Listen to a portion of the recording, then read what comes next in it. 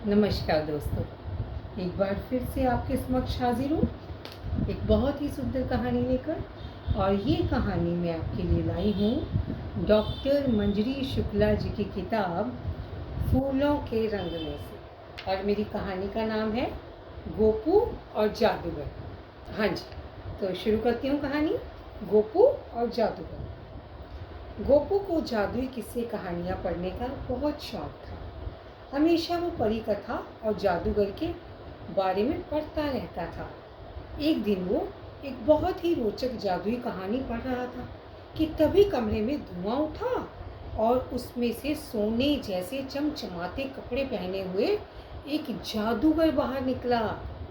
गोपू उसे देखकर खुशी से उछल पड़ा और बोला, मैं तो किताब में तुम्हारे बारे में ही पढ़ रहा था। हाँ, इसलिए तो मैं तुमसे मिलने आया हूँ। मैं तुम्हें कुछ देना चाहता हूँ। बोलो, तुम्हें क्या चाहिए? जादूगर ने मुस्कुराते हुए बड़े प्यार से पूछा। गोपू को तो जैसे मन चाही मुराद मिल गई हो। अगर बच्चों आपके सामने जादूगर आ जाए तो आप भी ऐसी खुशी से झूम उठोगे और आपको लगेगा कि मेरी सारी इच्छा वो जादूगर पूरी कर दे। तो ऐसा ही गोपू के साथ भी हुआ। वह खुशी से बिस्तर पे ही चिल्लाया, क्या मुझे ऐसे जादुई चश्मे दे सकते हो जिन्हें पहनकर मैं दूसरों के मन की बात जान लूं? हाँ हाँ, क्यों नहीं, कहते हुए जादूगर ने हवा में हाथ लहराया और पल भर में ही उसके हाथ में एक सुंदर सा नीले रंग का चश्मा दे दिया। जादूगर बोला, इसे पहनकर तुम जिसे भी देखोगे उसके मन की बात जान जाओगे। और फिर वो उसी धुएं में गायब हो गया। हुर्रे कहते हुए गोपी ने लपक कर वो चश्मा पहन लिया और घर से बाहर घूमने के लिए निकल पड़ा। रास्ते में उसे एक बहुत बड़ा हाथी दिखाई दिया जिसे उसका महावत लगातार अंकुश से मार रहा था। ये देखकर गोपू को बहुत ही दुख हुआ और उसने हाथी को बचाने की ठानी। वो जब हाथी के पास पहुंचा तो उसने देखा कि लगातार लोहे की छड़ की मार से नन्हे हाथी के सिर से खून बह रहा था। गौर से देखने पर उसने पाया कि उसकी आंखों से आंसू भी बह रहे थे। है चाहे जानवर, पर दर्द तो महसूस करता है। पर हम शायद ये इंसान क्रूरता में ये समझ नहीं पाते। उसने तुरंत अपना चश्मा उठाया और महावत के मन की बात जानने के लिए पहन लिया। महावत सोच रहा था, ये नन्हा सा हाथी मेरी मार कब तक सहन कर पाएगा?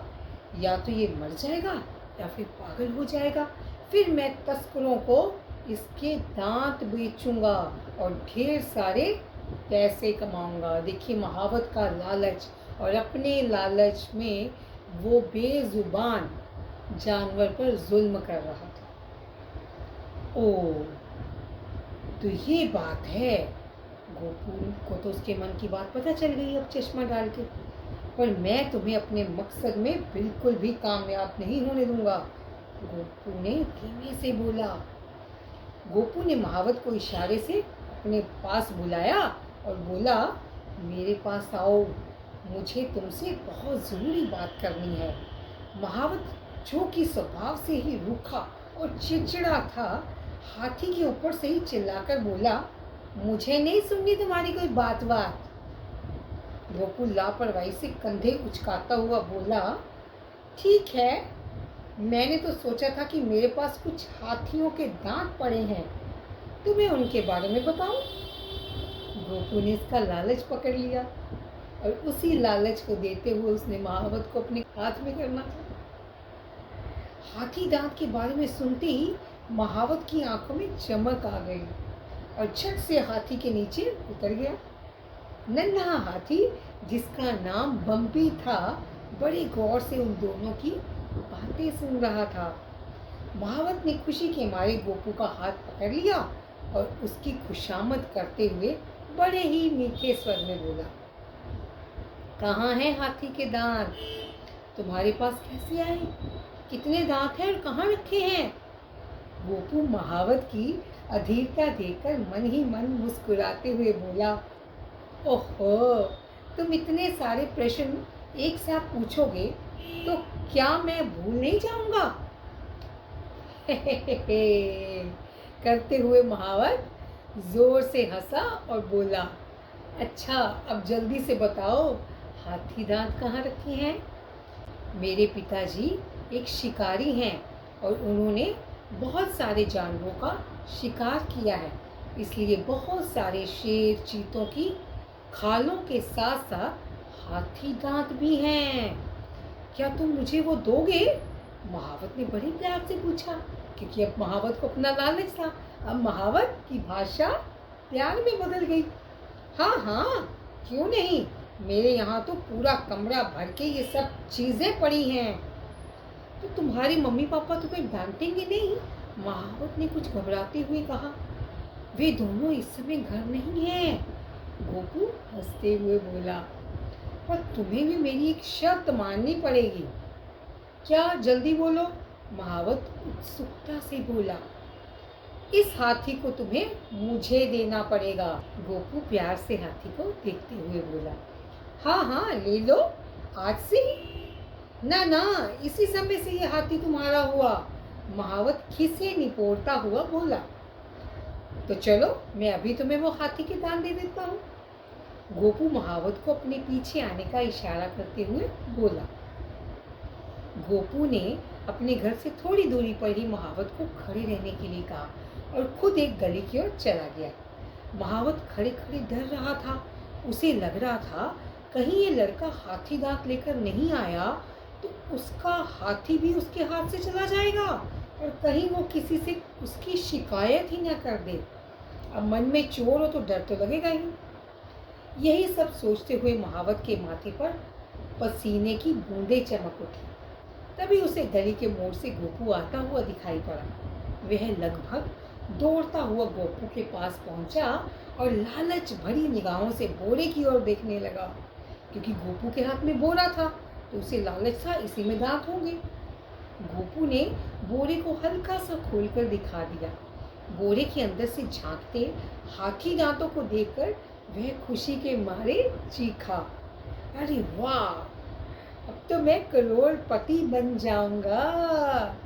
धीरे बोलो, कहीं कोई सुन ना ले। गोपू फुसफुसाया। हाँ, सही कह रहे हो तुम, अब जल्दी से जाओ। धन्यवाद दोस्त, मैं तुम्हें हमेशा याद रखूंगा। महावत मुस्कुराते हुए बोला। भूलना चाहोगे तब भी नहीं भूल पाओगे, कहते हुए गोपू हंसा। आखिर मैंने तुम्हें इतने सारे हाथी दांत जो दिए हैं। महावत ने हंसते हुए गोपू को देखा और फटाफट वहां से तेज कदमों से चल दिया। जब महावत आंखों से ओझल हो गया तो गोपू चिल्लाया, अरे सारे दांत तो प्लास्टर ऑफ पेरिस के हैं।